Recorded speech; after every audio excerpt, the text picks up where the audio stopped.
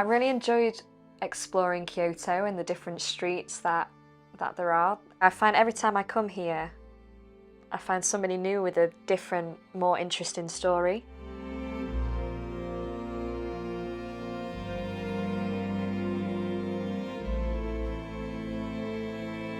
It's great to kind of meet all these different individuals and the stories that are behind them and what they do.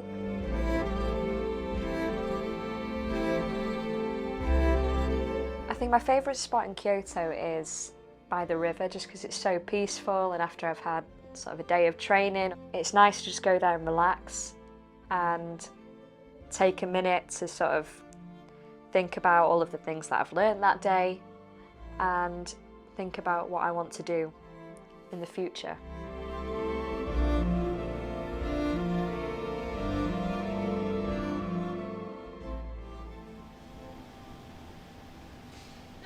It's a tempura. You know, tempura is very famous food in Japan. Tempura, deep fried fish. And today's fish is ayu. In Japanese, ayu fish. In English, it's little interesting because in English it's sweet fish. Because in the river, it's river fish, still alive, smell like watermelon. So sweet smell it has. And now, of course, it's not. Yeah, it's not. But it's sweet fish in English. So we Japanese eat this fish, head, bone, fin, everything. So that's why everything you can eat. And sauce is a Japanese rice vinegar sauce. Little bit sticky soup, sticky sauce. Let's enjoy. Thank you.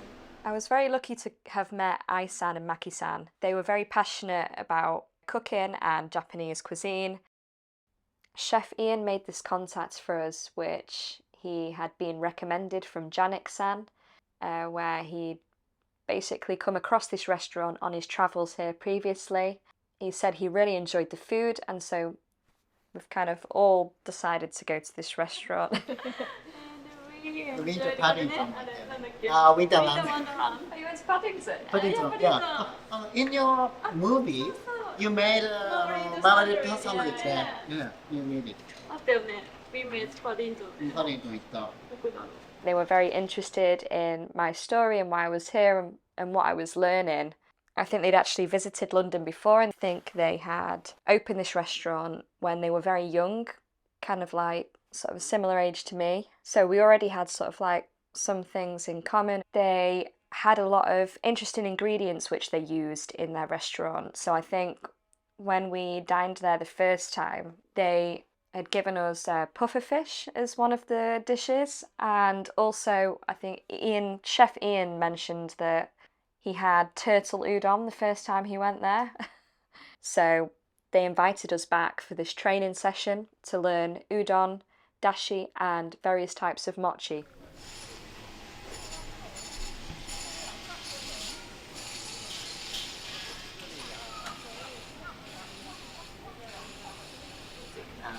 Plant. Kuzu is the name of plant. Okay. Kuzu plant だね。Kuzu. くず餅。くず餅。これはね、くずね。くずプランツ。くずプランツだね。これは憂鬱なんで、ローダス。ロータス。猫。Nice book. Yeah. 実はこれはね、ジャパニーズスイーツ。ジャパニーズスイーツ。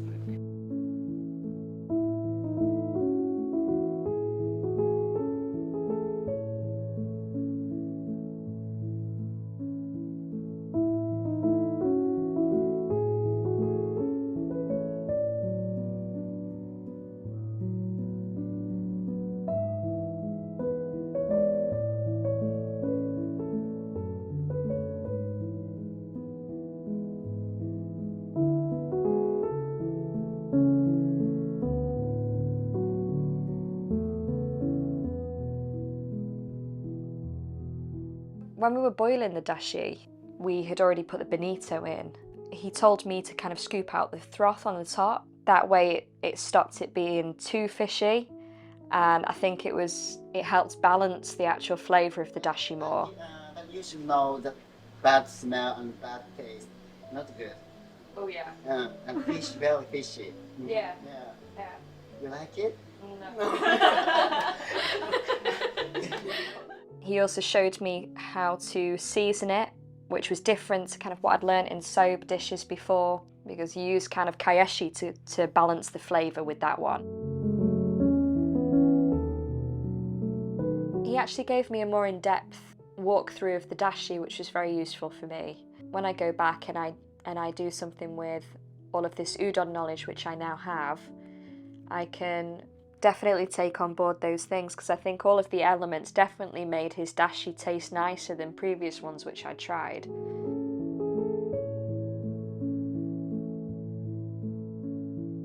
He showed me a very Kyoto style udon dish where you used egg, and I whisked up egg and span the dashi in a circle, threw in the egg so it kind of span round and separated. I then used the chopsticks to mix it so it kind of went a little bit separated.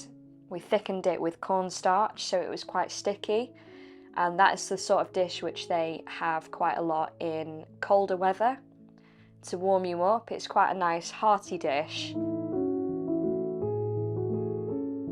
They also showed me a cold udon dish where they tried to sort of create, the dashi was a little bit different with a little bit more depth to it. They also boiled the noodles differently if the dish was cold or if the dish was hot. And there's a lot of different things that you kind of have to think about to make the dish perfect depending on how you're serving it. My favourite was actually the cold udon. I liked the chewier texture which the noodles had. I also thought it was a lot more refreshing because obviously I've come in the summer this time. Maki-san showed me different types of mochi when I was there. So I learned how to make yamagi mochi. Actually, it kind of glued your mouth together when you ate it. It was quite difficult to eat, but it had the red bean paste inside, so it was lovely and sweet. We also made gohai mochi, which we grinded all of the ingredients together, the miso, sesame seeds and sugar, and we used that as a paste on top of the rice before grilling it. We then grilled it over the stove together, which was quite fun, felt like kind of like we were camping. Takako and Maki-san actually mentioned these were the types of mochi which you would make with your mother when you were younger, and it would be kind of a nice thing you would do together. Actually, the gohai mochi was not my favourite mochi that I've had.